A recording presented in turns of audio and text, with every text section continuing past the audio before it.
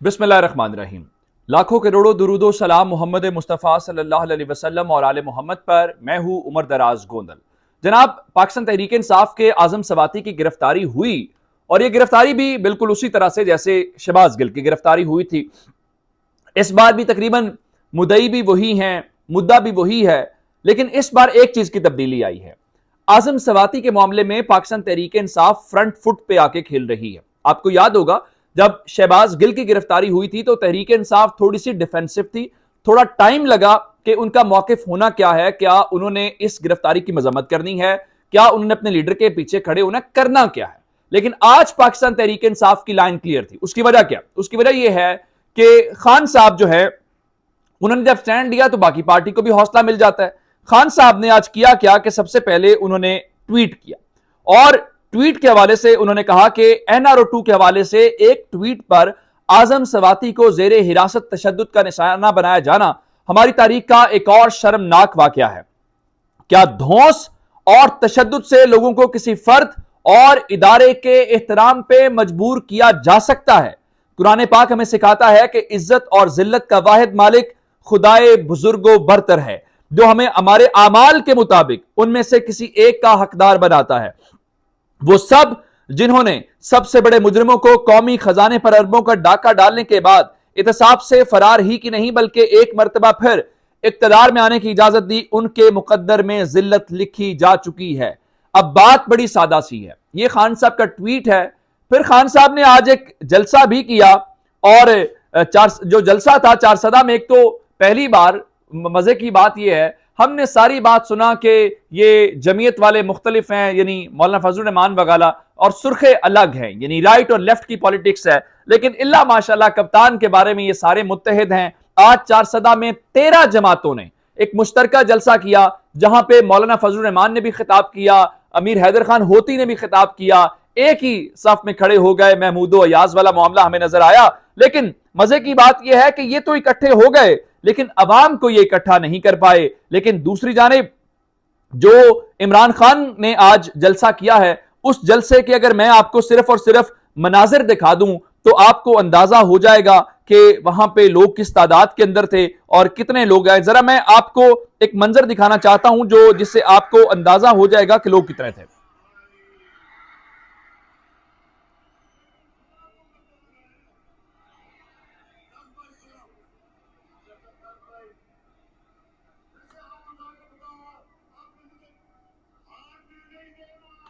खान साहब वहां पे बुनियादी तौर पे जलसे से खिताब कर रहे थे। उनका देखें, आपने मुझे हारने नहीं देना, हाथ उठा के मेरे से वादा करें। फिर उनका आपने लोगों के पास जाना है। लेकिन असल बात जो खान साहब ने आज गिरफ्तार करने वालों तक पहुंचे हैं, FIA ने गिरफ्तार किया, हुकूमत के कहने के ऊपर गिरफ्तार किया। अब से थोड़ी देर पहले राना सनावला जो है वो जियो न्यूज के प्रोग्राम के अंदर बैठे हुए थे हामिद मीर के साथ। एक तो उन्होंने इमरान खान की जिंदगी से मुतालिक गुफ्तगू की, दूसरे नंबर के ऊपर चल के एक और बात है, उनसे पूछा गया, हामिद मीर ने यह सवाल किया कि एक ही बात की है एतजाज एहसन ने और एक ही बात की है आजम सवाती ने, तो दोनों के लिए कानून अलग अलग क्या है? अच्छा, हामिद मीर ने अपने तौर पे ट्विस्ट देने की कोशिश की जिसमें उन्होंने अली वजीर को और आजम सवाती को जोड़ने की कोशिश की। अच्छा, मैं समझता हूं कि अली वजीर को रिहाई मिलनी चाहिए और इस किस्म की चीजें जो हैं अब खत्म होनी चाहिए। लेकिन अली वजीर की रिहाई में रुकावट कौन है? अली वजीर की रिहाई में रुकावट बिलावल भुट्टो जरदारी हैं। अली वजीर की रिहाई में रुकावट शहबाज शरीफ हैं। आप करें, अगर आप इमरान खान के खिलाफ वोट लेने के लिए तो उसको ला सकते हैं, तो उसकी रिहाई क्यों नहीं लाना चाहते? लेकिन आजम सवाती वाला मामला, अब इत्तेजाज हसन की बारी कैसे आई जनाब?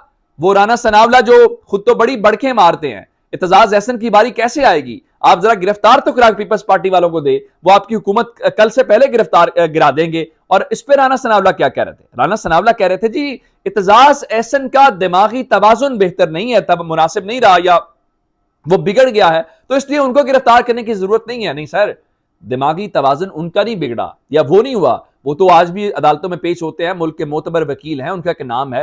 असल में आपका वो इंटरेस्ट है जिसपे वो शहबाज शरीफ अपनी ऑडियो लीक में कह रहे थे मुबैना तौर पर कि जनाब वो भी हिस्सा मांग रहा है, वो भी हिस्सा मांग रहा है। अब देखें ना, अगर इत्तेजाज हसन पे आप बोलेंगे हुकूमत खत्म हो जाएगी तो ये मुकदमों से बर्रियत कैसे मिलेगी? ये आपके साथ कैसा होगा जो यकीनी तौर पर आपको मंजूर नहीं है। अब इमरान खान ने असल में आज किया क्या है? इमरान खान की आज की तकरीर बहुत सारे लोगों की नींदें हराम कर देगी। एक तो जो मनाजिर जलसे के थे, तख्त भाई के वो भी बेहतरीन थे, लेकिन इमरान खान ने कहा देखो तमाम इदारों से कहता हूं किसी गलत फहमी में ना रहें, क्या तशद्दुद करवा के आप इज्जत करवा लेंगे? ये कभी पाकिस्तान के अंदर ऐसा नहीं हुआ कि आपको कोई इस तरह से कहे कि हम आपकी इज्जत नहीं करेंगे या आप जबरदस्ती हमसे इज्जत नहीं करवा सकते।